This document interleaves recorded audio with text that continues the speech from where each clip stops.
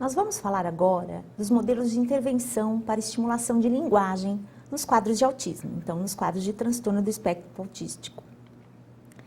Na verdade, eu gostaria de começar aqui discutindo com vocês o conceito de intervenção e terapia, porque em alguns casos nós usamos o termo intervenção, em outros nós usamos o termo terapia. A intervenção, na verdade, ela se refere a uma variedade de propostas que tentam contribuir para uma melhor qualidade de vida do indivíduo e da sua família. Então, necessariamente, quando eu falo intervenção, eu falo num conjunto de intervenções, né? Vários profissionais, várias pessoas dentro do ambiente escolar ou do ambiente clínico, fazendo um trabalho em prol do desenvolvimento e das habilidades daquele indivíduo. Bons programas de intervenção, eles são frutos de bons processos de avaliação e diagnóstico.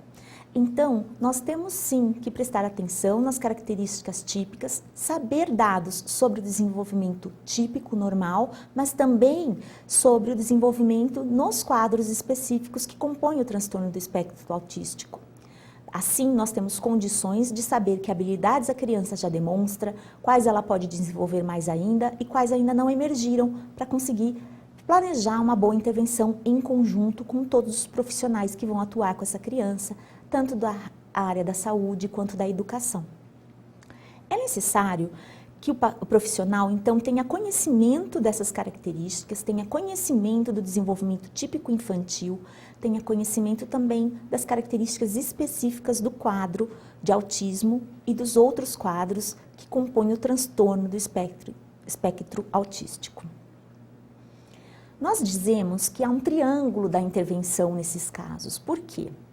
Como nós estamos falando, e seguindo a linha de raciocínio, intervir é planejar, é organizar, é manipular as condições do ambiente para promover o aprendizado da criança, considerando então três grandes áreas, né? A linguagem e a comunicação, que é uma grande área onde outras funções como a aprendizagem, a cognição estão realmente muito ligadas.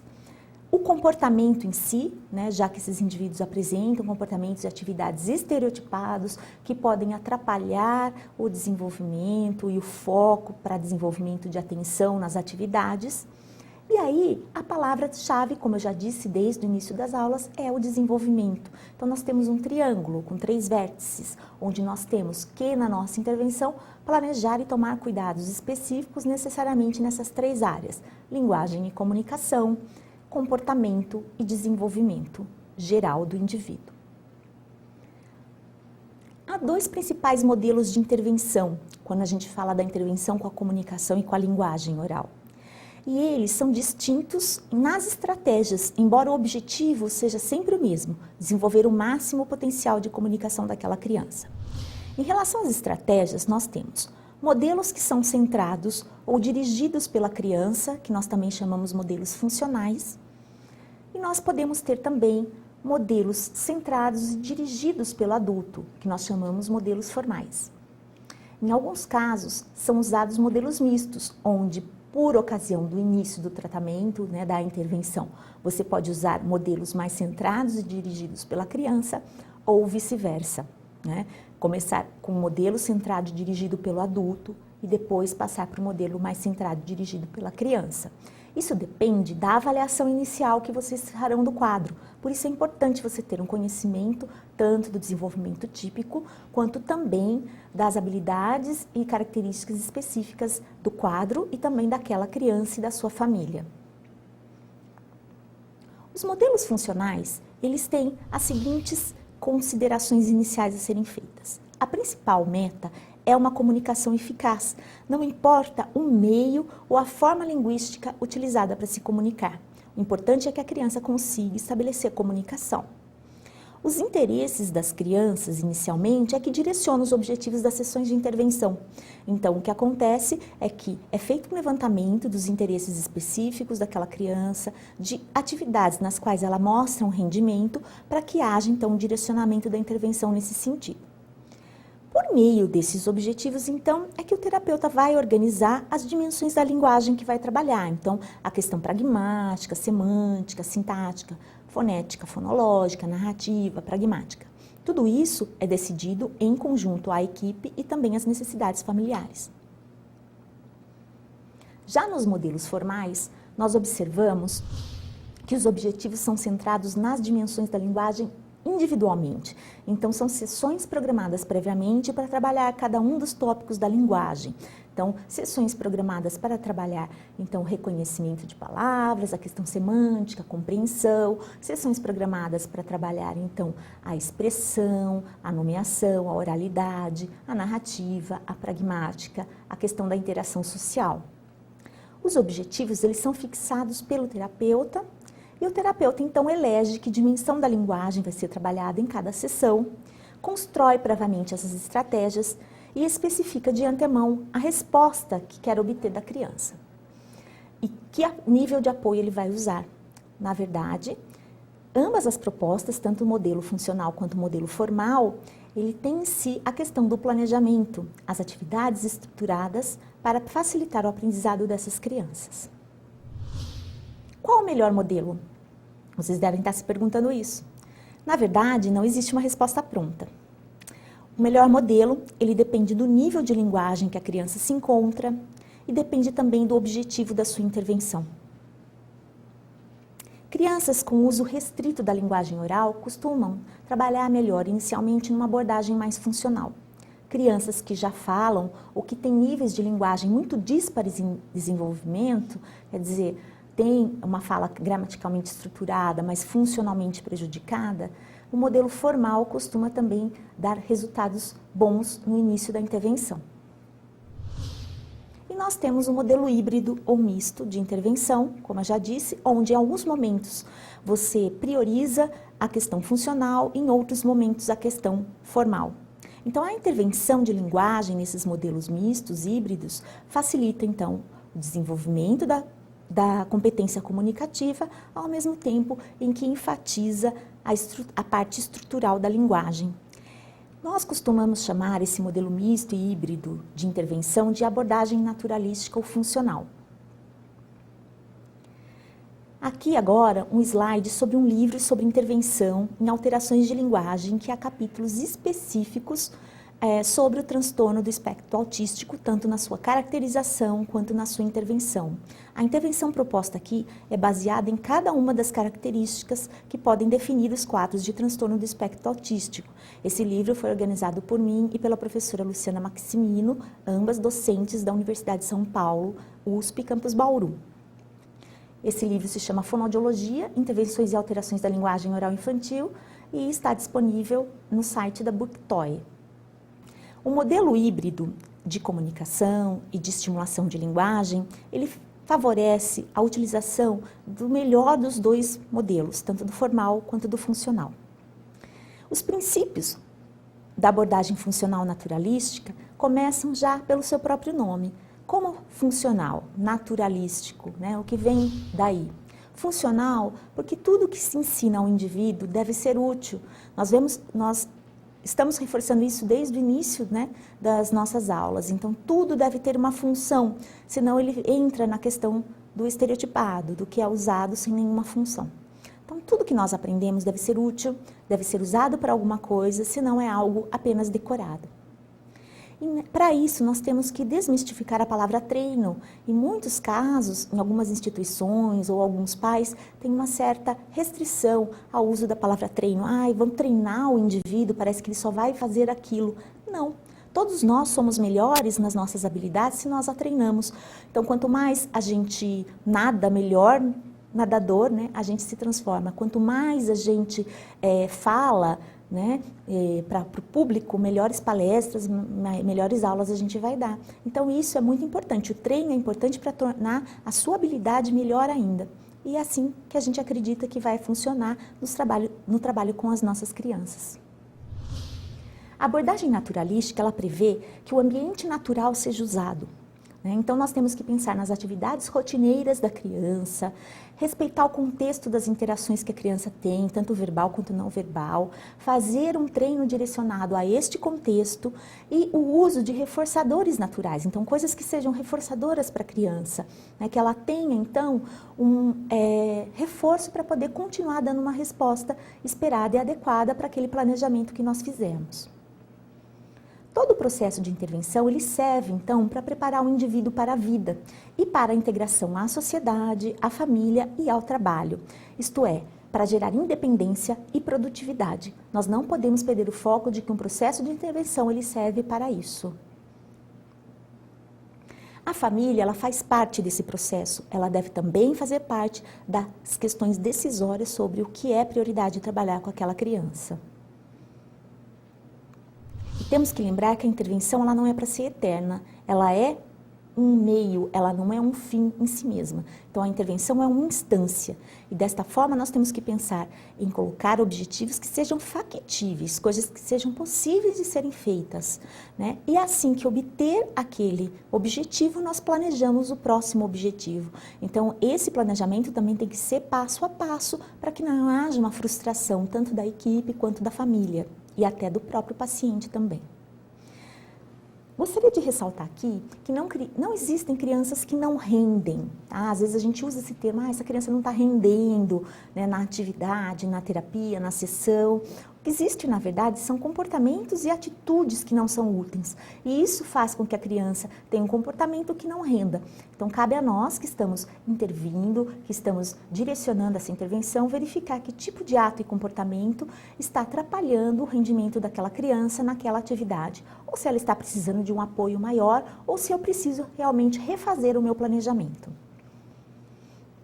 Então, cabe ao terapeuta identificar, né, ao indivíduo que está intervindo, identificar essas atitudes, esses comportamentos, verificar os estímulos eliciadores, né, que são os prompts desses comportamentos que não estão sendo adequados e refletir como ela pode transformar aquele comportamento em algo útil para aquela tarefa. Vocês vão observar agora um vídeo falando um pouco sobre isso. Existem inúmeras terapias que prometem bons resultados. Muitas delas não têm comprovação científica. Uma vez que o espectro do autismo vai daqueles que nem conseguem falar aos dotados de habilidades geniais, é preciso criar um sistema de comunicação em que participem especialistas em psicologia, fonoaudiologia, fisioterapia e terapia ocupacional, além de psiquiatras e neuropediatras familiarizados com o problema. A psicoterapia é arma importante em muitos casos. Em São Paulo, a AMA, Associação de Amigos do Autista, oferece tratamento gratuito em convênio com o governo estadual para pessoas com o transtorno. Lá, eles empregam a terapia comportamental, um método de eficácia comprovada cientificamente. Um dos principais objetivos aqui é controlar a agressividade das crianças. Dá um exemplo de comportamento inadequado. É um comportamento inadequado. O aluno ou assistido, ele quer tomar água. Ele acaba aprendendo que para tomar água, ele bate a mão na cabeça. Ele aprendeu que isso é uma forma de se comunicar. Então, quando ele pede a água, ele vai fazer o quê? Bater a mão na cabeça. Com as intervenções comportamentais, a gente acaba introduzindo a comunicação alternativa, ensinando que para ele pedir água, ele não precisa mais se bater, mas ele pode pedir a água de forma adequada. Na AMA, as crianças realizam uma lista de atividades organizadas em painéis como esses. É o método TEACH, T-E-A-C-C-H. O objetivo, dar um mínimo de independência, ensinando as tarefas simples do dia a dia. Os alunos aprendem a arrumar a cama, escovar os dentes, amarrar os sapatos. A cada acerto, a criança pode fazer algo que goste. Então ele sabe o que ele vai fazer depois do almoço, ele sabe o que ele vai fazer depois do jantar. A rotina é essencial até para você não ter problemas de comportamento. Aqui, outro exemplo de aprendizado que ajuda a melhorar a comunicação, o método PECS. As crianças juntam cartões para formar frases. Ele vai retirar daqui o cartão e vai entregar para o profissional, onde está escrito, eu quero pão francês. Lucas é uma das crianças atendidas pela AMA. Ele tem um tipo mais brando de autismo, diferente dos casos de Kevin e Idris. Até recentemente, essa forma do transtorno era conhecida como síndrome de Asperger. O Thomas de Curitiba, o Renato de Teófilo Otoni e o americano Jacob, que você conheceu no primeiro episódio, têm o mesmo diagnóstico. Nos casos de Asperger, não há deficiências intelectuais graves. Eles são capazes de se expressar, muitas vezes com uma linguagem formal, rebuscada. Esporte é para diversão, mas aqui eu resolvo problemas. E geralmente tem um talento direcionado para uma área específica.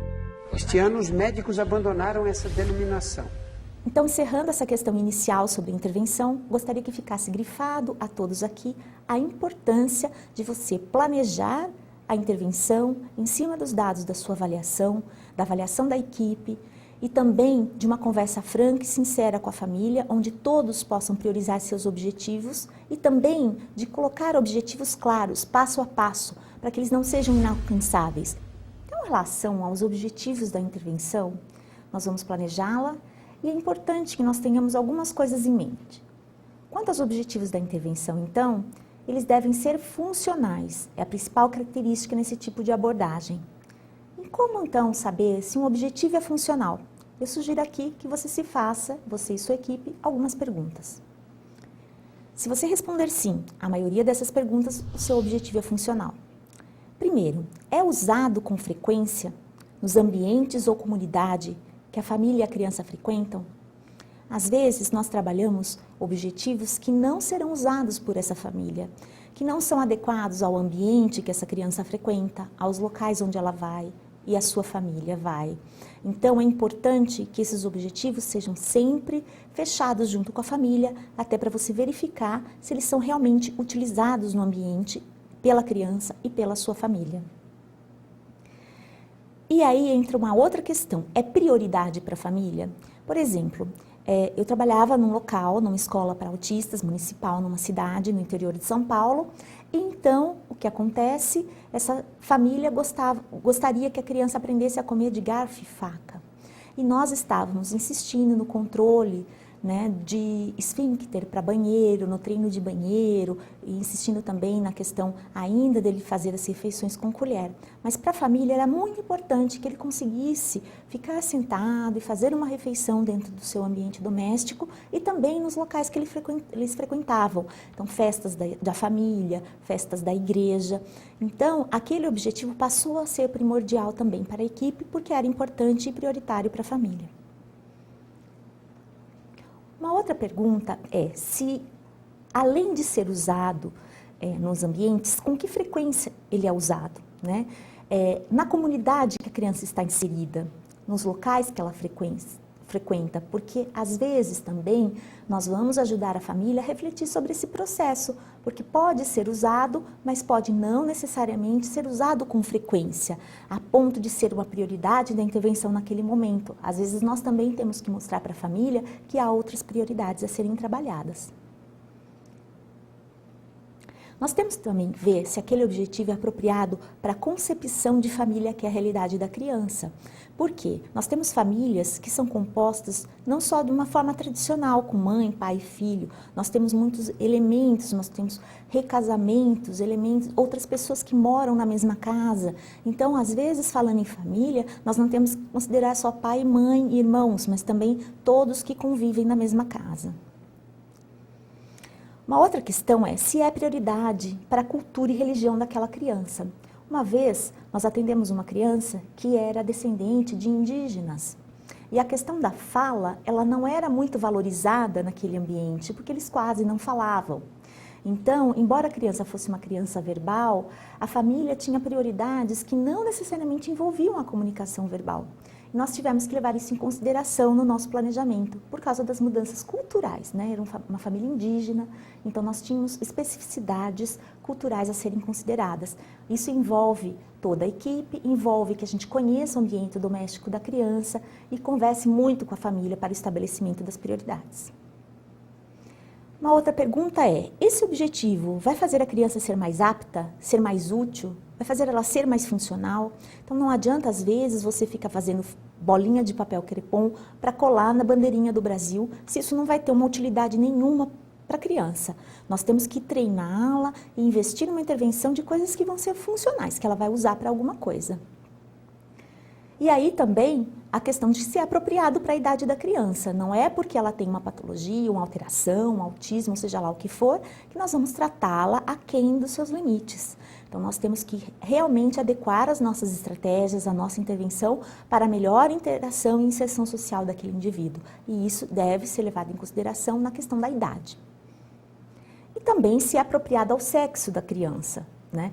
Os indivíduos, eles podem ter vontade de explorar funcionalmente objetos, às vezes, que não são objetos de uso comum para a sua idade, que não vão fazer com que ele seja adequadamente usado no contexto do grupo onde ele está inserido, na escola. Então, nós temos que ajudar essa criança também a fazer a identificação de coisas que seriam úteis para promover a sua interação social, tanto na sua idade, mas também em relação ao grupo com o mesmo sexo. É adaptado ao interesse da criança? É claro que a gente não vai ficar somente nos interesses específicos da criança, mas nós temos que trazer a atenção conjunta, nós temos que fazer a motivação do indivíduo para a intervenção. E é importante, então, que esses interesses sejam considerados. E aí se perguntar se trabalhar esse objetivo vai auxiliar a criança a desenvolver outras habilidades de forma mais rápida e eficaz. Às vezes, o objetivo em si, ele é a decomposição de um objetivo mais complexo, um objetivo maior, onde você tem que pegar tarefas simples em sequência para conseguir fazer um objetivo mais complexo. Então, nós também temos que nos perguntar isso. Esse objetivo vai auxiliar a criança numa maior interação com o mundo real, uma maior interação com as pessoas? Ele vai ser realmente funcional? Trabalhar esse objetivo vai aproximar a criança da linha do desenvolvimento planejada por mim e pela minha equipe? Vai aproximar a criança daquilo que a família também deseja? E a pergunta mais importante: é algo que você gostaria que fizessem com você, que fizessem com seu filho, que fizessem com alguém que é muito querido por você? Pense nisso ao planejar a sua intervenção.